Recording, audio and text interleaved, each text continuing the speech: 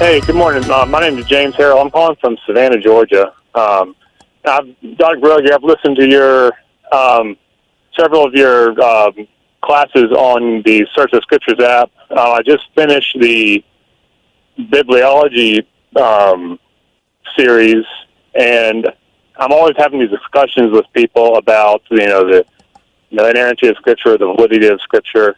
And one question that's come up is about basically the topic of the lost books, specifically books that talk about Jesus having a wife and children. Yes. And I was wondering if you could explain, how a good way to approach that discussion with a non-Christian who's asking it from, an honest perspective, not necessarily a perspective just to discredit Christianity.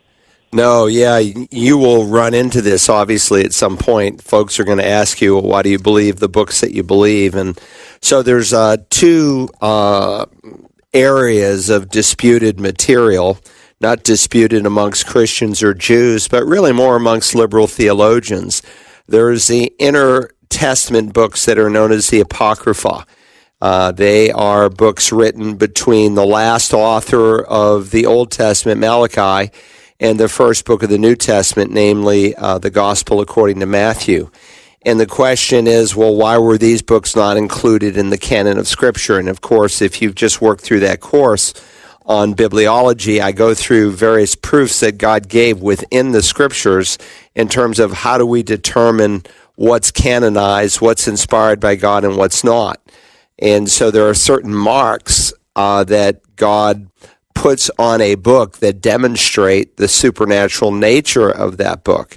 Among other things, they are consistent with previous revealed revelations. So, for instance, if Moses teaches there's a resurrection, as he does, and Christ builds his case for the resurrection to the Sadducees out of Moses, and Daniel does, and another book comes along and denies, say, the bodily resurrection, then it's going to be rejected when they know, well, Moses was a man of God. This person can't be a man of God because his revelation is not consistent with what God revealed. And so God would authenticate his men by sometimes signs and wonders and miracles, and sometimes just through prophecy. And so Moses gave the test of a prophet in Deuteronomy chapter 18.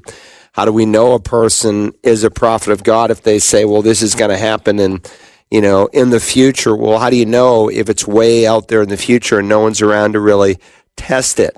And God warns, he says, in fact, he speaks of the Messiah coming. I will raise up a prophet from among their countrymen like you. So the Messiah, this is a messianic prophecy, will be like Moses, and I will put my words in his mouth, and he shall speak to them all that I command him. And it shall come about that whoever will not listen to my words, which he shall speak in my name, I myself will require it of him. And then he goes on, he speaks of false prophets. He says, the prophet who speaks a word presumptuously in my name, which I have not commanded him to speak, or which he speaks in the name of other gods, that prophet shall die. You may say in your heart, well, how will we know the word which the Lord has spoken? When a prophet speaks in the name of the Lord, if the thing does not come about or come true, that is the thing which the Lord has not spoken. The prophet has spoken it presumptuously. You shall not be afraid of him. So there were certain tests by which both Jews and early Christians discerned which books should be part of the canon of Scripture. And so the Jewish Bible is identical to ours. None of the Jews have ever received the intertestament apocryphal books. Now, they are of great historical interest because they do shed light on what took place, especially as it relates to Israel during that 400-year period. And as you read those books, it helps you to understand what the historical setting was when Christ left heaven and incarnated himself. The second set of books that you are referencing here are those books that were written after the completion in the canon of the New Testament.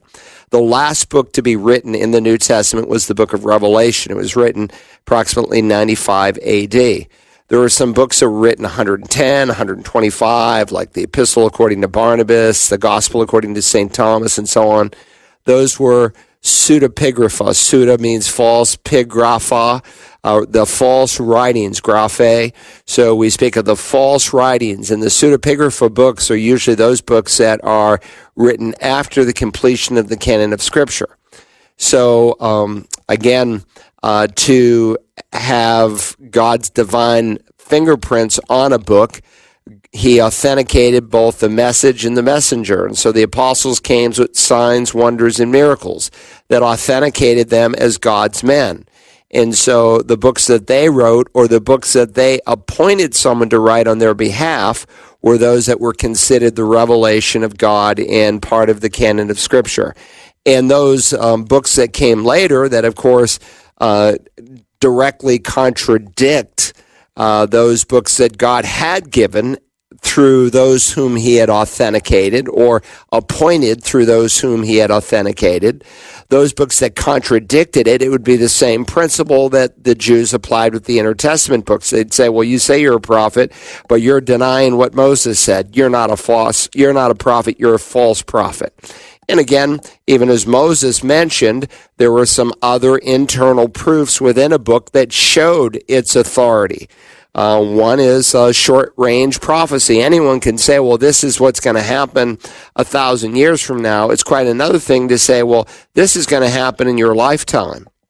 And so how do we know, for instance, Isaiah was inspired by God? He not only gave long-range prophecies that go all the way into the millennial reign of the Messiah, but he gave short-range prophecies. For instance, he even predicted the name of a king, Cyrus, who was going to be born, and decisions he was going to make ever before he was going to be born, and ever before his parents named him Cyrus.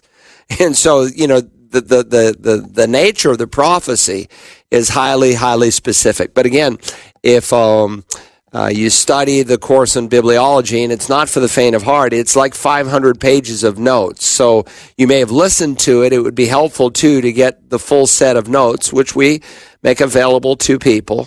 And you want to focus specifically on the area concerning canonicity and how we have come up with 66 books and not more than that. That's a great question, and I appreciate him studying the course in bibliology. In fact, a lot of our home education students have taken that course for a high school credit. They use it as an elective, and what a wise thing for a parent to do before their child goes off to the university where the Bible is just torn apart and ripped to shreds and said to be false and can't be relied upon. And in fact, in the section on inerrancy, I go through dozens of passages that people use to say, well, this is a direct contradiction with what God said over here.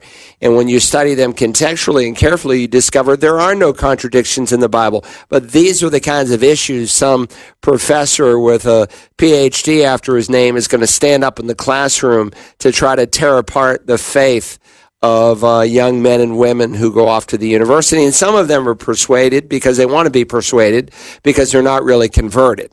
But for those who are converted, we need to ground them and prepare them with a sound apologetic. Dr. Carl Broggi answers your questions about the Bible and living the Christian life Tuesday mornings at 11 on The Light 88.7 FM and online around the world at wagp.net.